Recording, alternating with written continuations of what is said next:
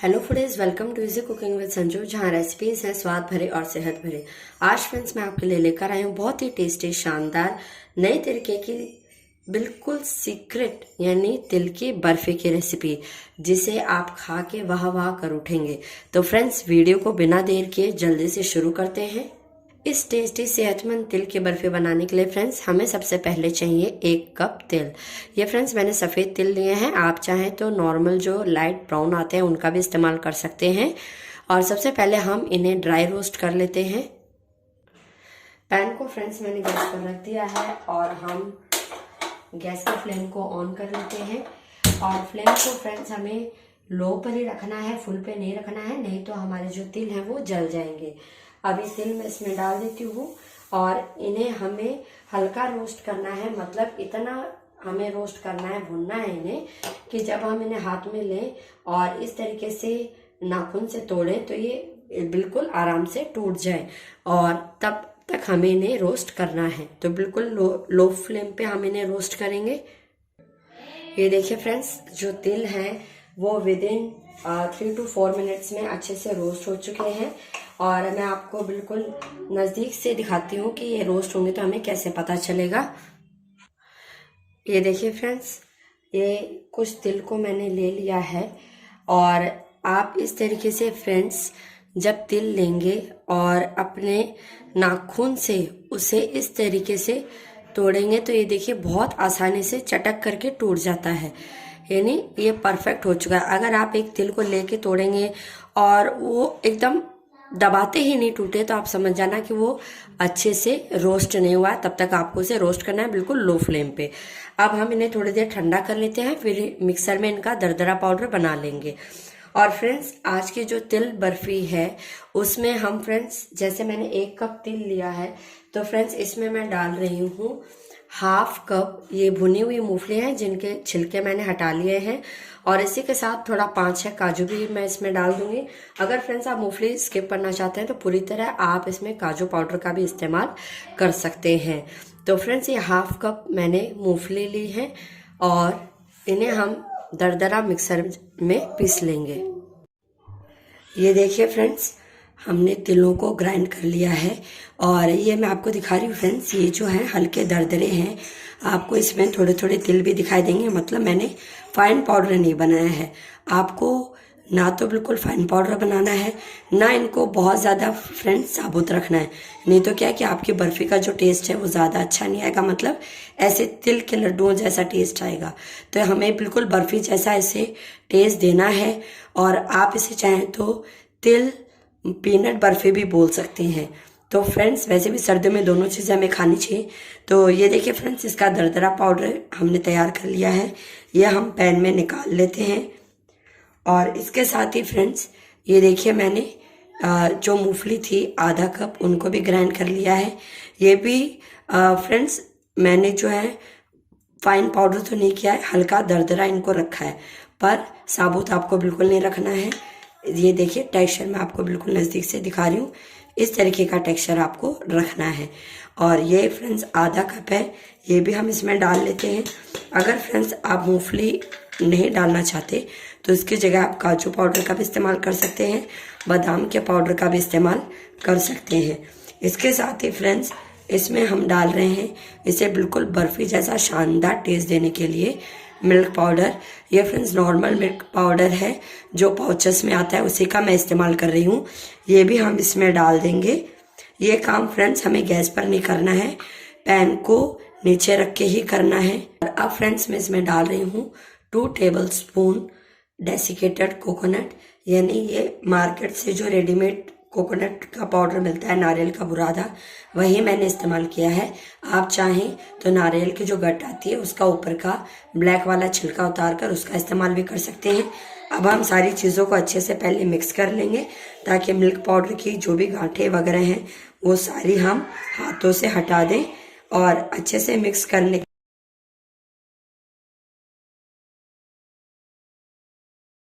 और फ्रेंड्स अब लास्ट में मैं इसमें डाल दूंगी 2 टेबलस्पून घी।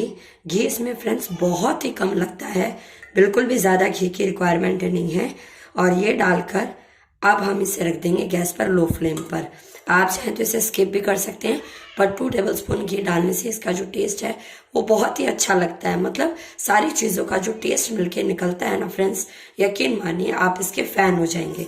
तो ये सब चीज़ें डाल के अब हम इसे लो फ्लेम पर थोड़ा सा भून लेते हैं, गैस पर रख देते हैं। तब तक हम एक और तैयारी कर लेते हैं। ये फ्रेंड्स मैंने एक पतीला ले लिया है, इसमें मैं डालूंगी 1 कप चीनी यानी शुगर। आप चाहें तो फ्रेंड्स इसे गुड़ में भी बना सकते हैं, पर इससे इसका जो टेक्सचर है, जो लुक है ना, वो बहुत ही अच्छा आता है। बाकी आप गुड़ का भी इस्तेमाल कर सकते हैं, कोई प्रॉब्लम नहीं है। 1 कप गुड़ लीजिए और उसे मेल्ट होने के लिए रख दीजिए और फिर उसे तिल के अंदर मिला दीजिए। ये फ्रेंड आज मैं चीनी का इस्तेमाल कर रही हूँ। 1 कप चीनी में 1 कप पानी हम डालेंगे।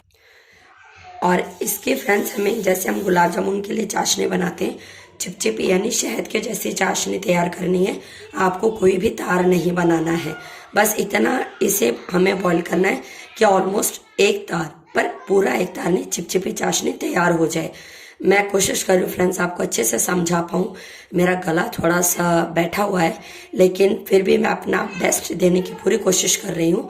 तो चलिए इसे अब हम गैस पर रख देते हैं। ये फ्रेंड्स मैंने इसे गैस पर रख दिया है और अभी हम फ्लेम को फुल्ली रखेंगे और बस 5 मिनट के लिए पकाएंगे। तब तक इसकी जो चिपचिपी चाशनी है वो तैयार हो जाएगी। तिलों को भी फ्रेंड्स मैंने लगभग 2 मिनट के लिए भून लिया है। बस हमें इसे हल्का सा ही भूनना है, क्योंकि सारी चीज़ें हमने वैसे ही भुनी हुई ली हैं। तो बस 2 मिनट के लिए बिल्कुल लो फ्लेम पे इसे रखें और फिर गैस की फ्लेम को बंद कर दें। और जब हमारी चाशनी तैयार हो जाएगी तो इसके अंदर हम हमारी चाशनी को डाल देंगे। ये देखिए फ्रेंड्स लगभग 5 मिनट हो चुके हैं। अब हम चाशनी को चेक कर लेते हैं। ये मैंने एक कटोरी में थोड़ी सी चाशनी डाल ली है और मैं बिल्कुल नज़दीक से आपको इसका टेक्सचर दिखा देती हूँ। ये देखिए फ्रेंड्स, चाशनी हमेशा जब भी चेक करनी होती है फ्रेंड्स, उसे हल्का सा ठंडा करें, उसके बाद ही चेक करें। ये देखिए, ये मैं चाशनी ले रही हूँ और मैं आपको दिखाती हूँ फ्रेंड्स कि ये चिपचिपी हो चुकी है। इसका कोई तार नहीं बन रहा है, लेकिन ये चिपचिपी है। ये देखिए फ्रेंड्स, जब मैं इसे फिंगर्स के बीच में ले रही हूँ तो देखिए ऑलमोस्ट एक तार बन रहा है। ये देखिए, मतलब पूरी तरह एक तार नहीं है, लेकिन ये दिख रहा है आपको, तार टूट रहा है, बन रहा है, यानी ऑलमोस्ट एक तार है। ये देखिए, इसका मतलब आपकी चाशनी जो है वो परफेक्ट है और इससे ज़्यादा हमें इसे नहीं पकाना है। ये देखिए फ्रेंड्स, ये देखिए। अब आप गैस की फ्लेम को बंद कर दीजिए। अब फ्रेंड्स मैंने पैन को नीचे रख लिया है और सबसे पहले मैं इसमें ये चाशनी को डाल देती हूँ। इस तरीके से फ्रेंड्स सारी चाशनी हम इसमें डाल देंगे। और ये मैंने फ्रेंड्स नीचे इसलिए रखा है ताकि इसे मैं आराम से मिला सकूं, इसलिए मैंने इसे गैस पे नहीं रखा है। अब मैं इसे अच्छे से मिक्स करके और लो टू मीडियम फ्लेम पे गैस पे रखूँगी और इसका हमें परफेक्ट डो तैयार करना है। जब ये पूरे पैन को छोड़ने लग जाएगा, और इसको मैं चेक करके भी आपको बताऊंगी कि आपको कैसे पता चलेगा कि आपकी बर्फी सेट होने के लिए तैयार है। अब हमने ये अच्छे से मिक्स कर लिया है। अब हम इसे वापस गैस पर रख देते हैं। ये देखिए फ्रेंड्स, फ्लेम को मैंने मीडियम पे रखा है और इसे मैं लगातार हिलाऊंगी ताकि ये थोड़ा जल्दी बन के तैयार हो जाए। और जब तक ये डो फॉर्म में नहीं आता, यानी ये पूरे पैन को छोड़ना तैयार शुरू नहीं कर देता, इकट्ठा नहीं होने लगता, तब तक हमें इसे अच्छे से पकाना है। ये देखिए फ्रेंड्स, हमारा जो डो है वो इकट्ठा हो रहा है और उसने पैन को छोड़ना भी शुरू कर दिया है। लेकिन इसे फ्लेम बंद करने से पहले हम चेक करेंगे कि ये जमने के लिए परफेक्ट है या नहीं है। तो हम थोड़ा सा जो डो है वो एक प्लेट में निकाल लेते हैं। ये थोड़ा सा मिक्सचर जो है फ्रेंड्स मैंने प्लेट में निकाल लिया है। अब पहले हम इसे हल्का ठंडा होने देते हैं क्योंकि ये गर्म है। फिर हम इसको फिंगर्स के बीच में एक बॉल बना के देखेंगे। अगर बॉल बन रही है तो इसका मतलब ये परफेक्ट है। आप गैस की फ्लेम को बंद कर दीजिए, नहीं तो इसे 2 मिनट और पकाइए। ये देखिए फ्रेंड्स, मैं मिक्सचर ठंडा हो गया था और उसे मैंने फिंगर्स के बीच में ले लिया है। जब मैं इसे घुमा रही हूँ तो ये देखिए चिपक भी नहीं रहा है और इसकी एक परफेक्ट बॉल बन रही है। तो इसका मतलब ये जमने के लिए तैयार है। आप गैस की फ्लेम को बंद कर दीजिए और फटाफट से इसे बर्फ़ी जमाने वाली ट्रे में निकाल लीजिए। ये देखिए फ्रेंड्स, ये मैंने बर्फ़ी जमाने वाली ट्रे को तैयार रखा है। इसमें बटर पेपर बिछा दिया है। आप चाहें तो स्टील की प्लेट लेके उसे बटर से ग्रीस करके उसमें भी मिक्सचर को निकाल सकते हैं।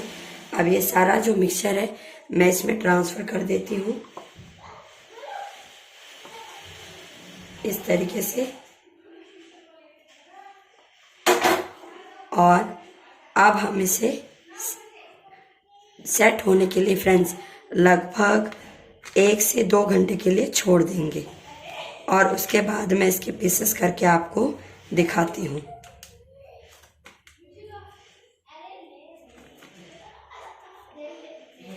ये मैंने इसमें सेट कर दिया है फ्रेंड्स और अब मैं इसे बाहर ही, फ्रिज के अंदर आपको रखने की ज़रूरत नहीं है। आप स्लैब पर इसे लगभग 2 घंटे के लिए छोड़ दीजिए।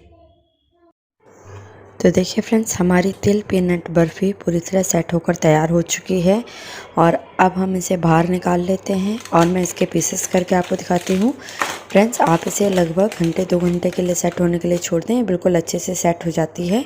और जब ये हल्की ठंडी हो तभी आप इसमें कट मार्क्स लगा लें, ज़्यादा ठंडी हो जाने पर इसके टूटने का डर रहता है। तो देखिए फ्रेंड्स, अब मैं इसके पीसेस कर लेती हूँ। ये खाने में बहुत ही टेस्टी और बहुत ही शानदार होती है फ्रेंड्स। आप इस रेसिपी को ज़रूर ट्राई करें, आपको बेहद पसंद आएगी। मेरे घर में तो फ्रेंड्स ये बनाते ही ख़त्म हो गई।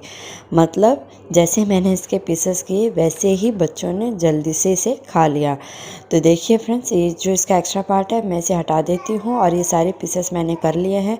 तो फ्रेंड्स, इस डिलीशियस रेसिपी को आप भी ट्राई कीजिए और फ्रेंड्स, मेरा वीडियो अगर आपको पसंद आता है, मेरी रेसिपी ट्राई करने के बाद आपको पसंद आती है तो वीडियो को ज़्यादा से ज़्यादा लाइक करें, शेयर करें और मेरे चैनल को सब्सक्राइब करना बिल्कुल भी ना भूलें। बेल आइकन प्रेस करके ऑल पे क्लिक ज़रूर करें, जिससे मेरे आने वाले हर नए वीडियो का नोटिफिकेशन आपको सबसे पहले मिल सके। ऐसी डिलीशियस रेसिपीज़ के लिए देखते रहिए easy cooking with Sanju. Take care and bye bye.